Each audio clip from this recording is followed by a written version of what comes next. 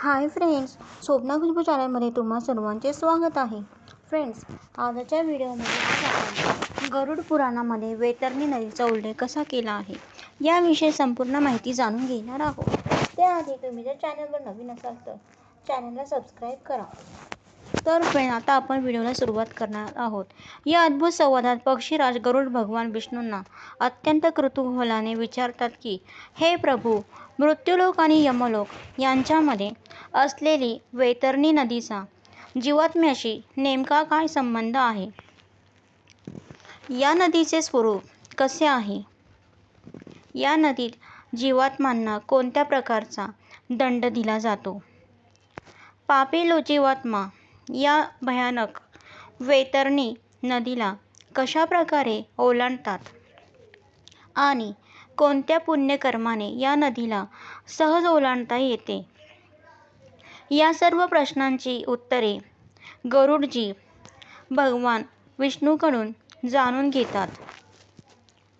गरुडाच्या या महत्त्वपूर्ण प्रश्नांना उत्तर देताना भगवान विष्णू सविस्तर वर्णन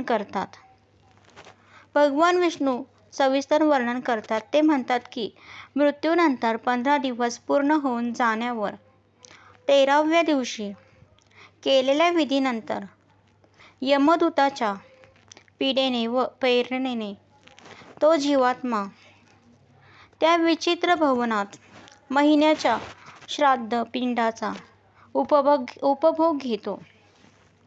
परंतु या प्रवासात त्याला सतत भुकेचा त्रास होत असतो. भुकेमुळे मार्गात वारंवार त्याला असह्य पीडा होते. यमदूतांनी मार्गात विश्रांतीसाठी थांबवले तरी त्या जीवात्म्याचे दुःख कमी होत नाही आणि तो मार्गातच विलाप करीत राहतो. तो अत्यंत दुःखाने हाका मारून म्हणतो की, काय माझा कोणी पुत्र आहे का?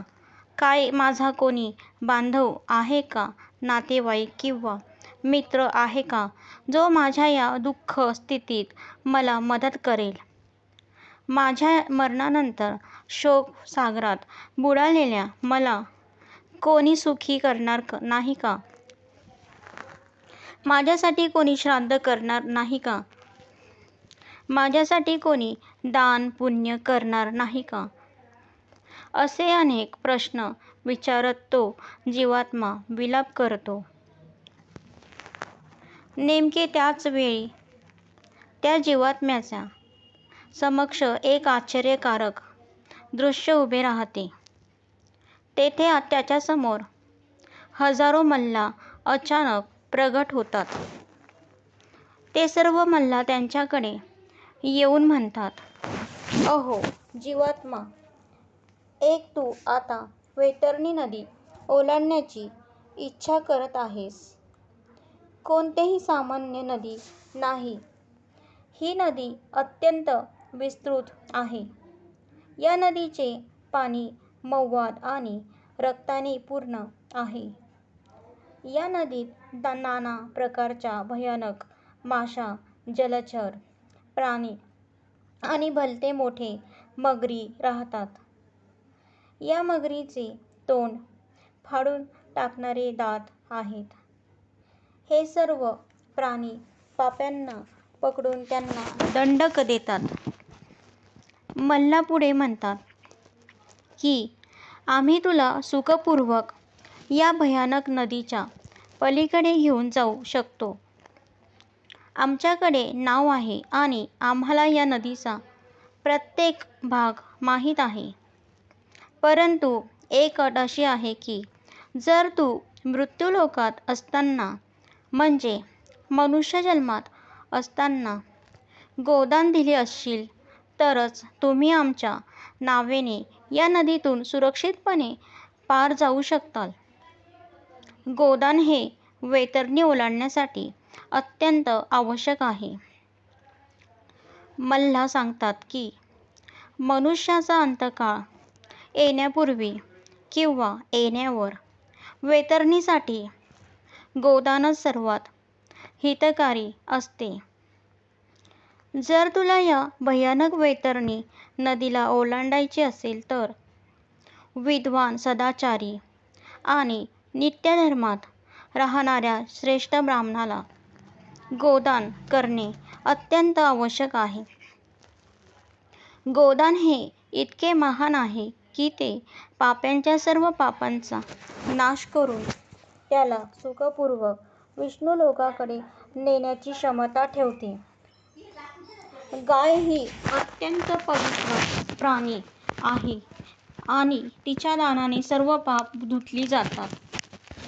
परंतु ज्या जीवात्म्याने आपल्या जीवनकाळात वैतरणी दान दिले नाही, म्हणजे गोदान दिले नाही, तो प्रेत त्या भयानक नदीत जाऊन बुडू लागतो.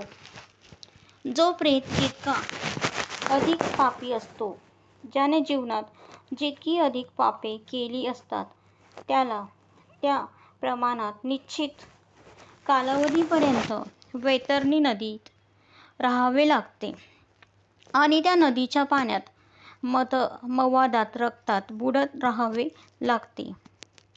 बुडतानाच तो जीवात्मा स्वतःची निंदा करत म्हणतो की हाय माझे काय दुर्दैव! माझ्या जीवनात मी काय पाप केले!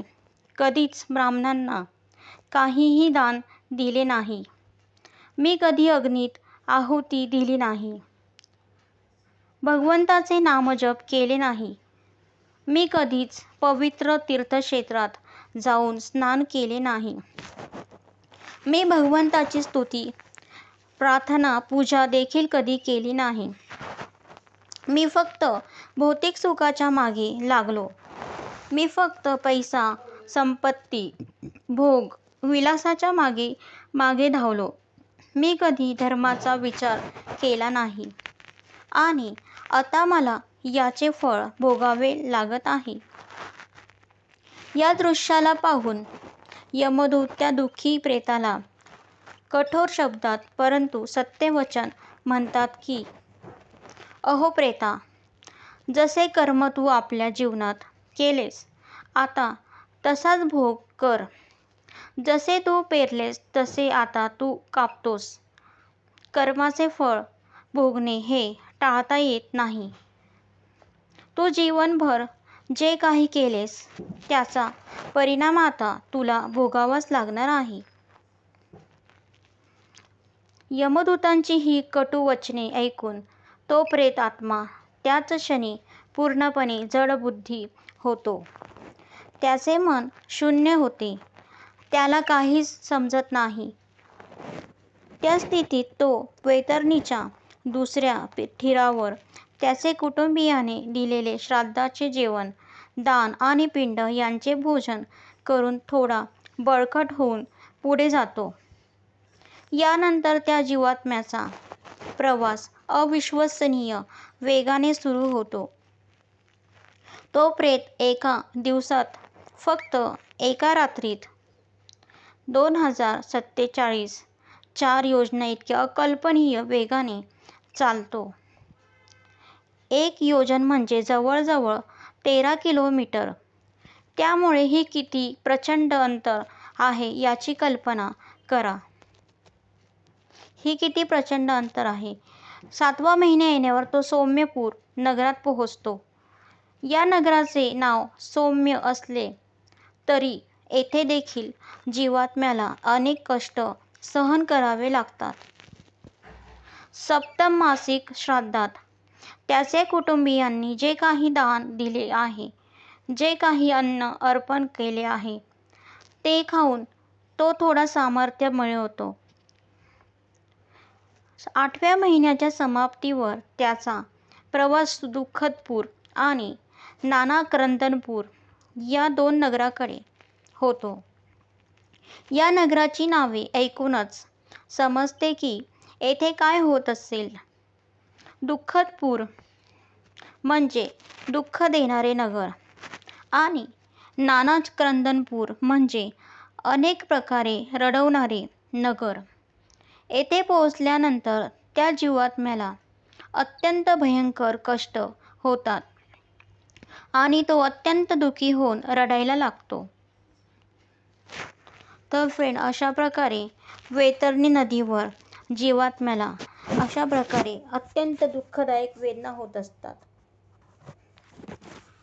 या दुःखदायक वेदनेतून अत्यंत भयंकर रडायला लागतो. येथील रहिवाशांना, येथील इतर प्रेतांना क्रंदन म्हणजेच रडताना पाहून त्यांच्या विलापाचे आक्रोश ऐकून तो प्रेत स्वतः शून्य हृदयाचा आणि अत्यंत दुःखी होऊन मोठ्याने हाका मारून रडायला लागतो.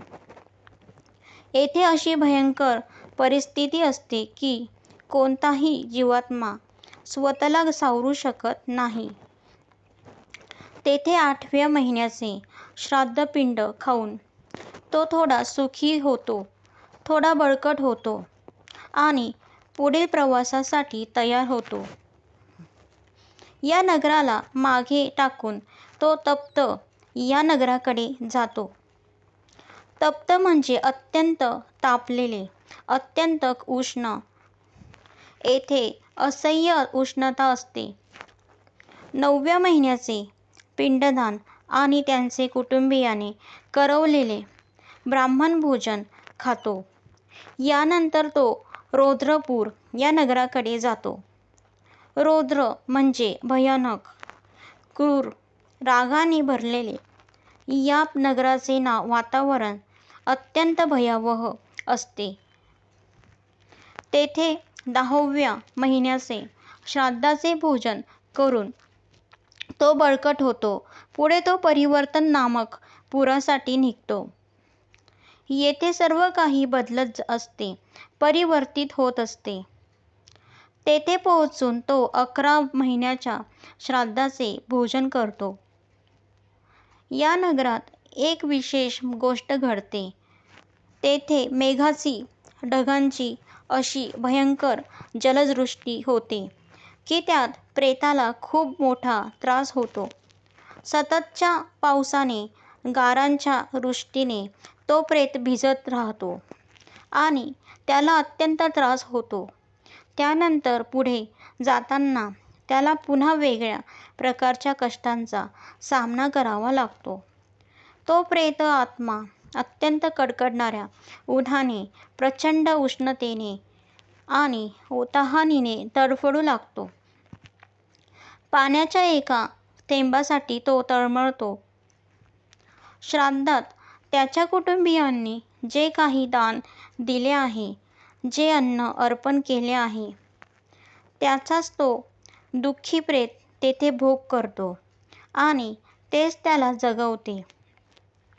यानंतर वर्षाच्या समाप्तीचे फक्त काही दिवस शिल्लक राहिल्यावर अथवा 11 महिने 15 दिवस पूर्ण झाल्यावर तो शीताद्यप या नगरात जातो. हे नगर अत्यंत भयंकर आहे.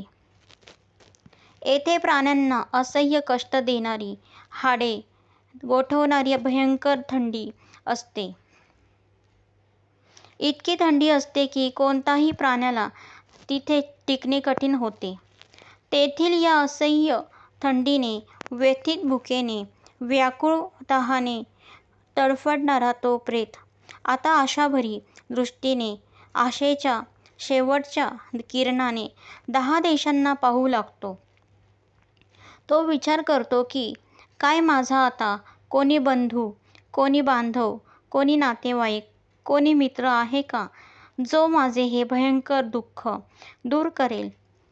माझ्यासाठी कोणी पुण्यकर्म करेल का? माझ्यासाठी कोणी दान करेल का?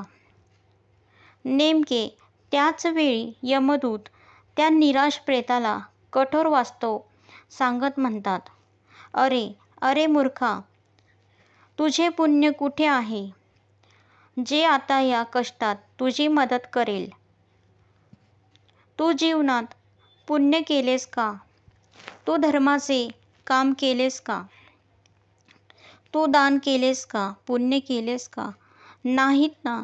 नाही ना? मग आता कोण येणार तुला वाचवायला? तुझे स्वतःचे कर्म आहेत जे तुला आता कष्ट देत आहेत. यानंतर तेथून काही अंतरावर 84 योजन विस्तीर्ण परिक्षेत्रात पसरलेले एक अद्भुत दिव्य भवन दिसते.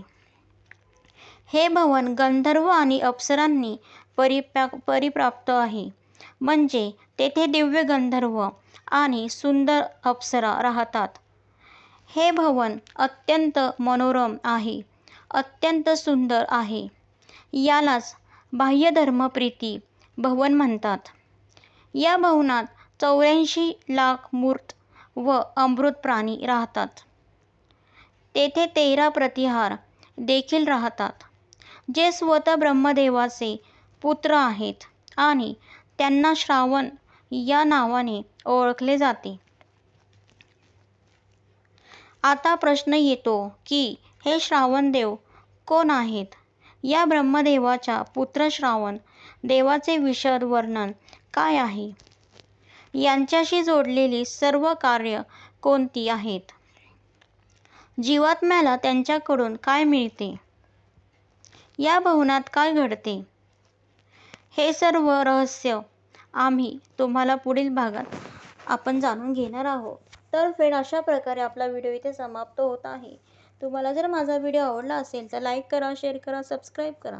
पुन्हा भेटू एका नवीन व्हिडिओसह. तोपर्यंत बाय.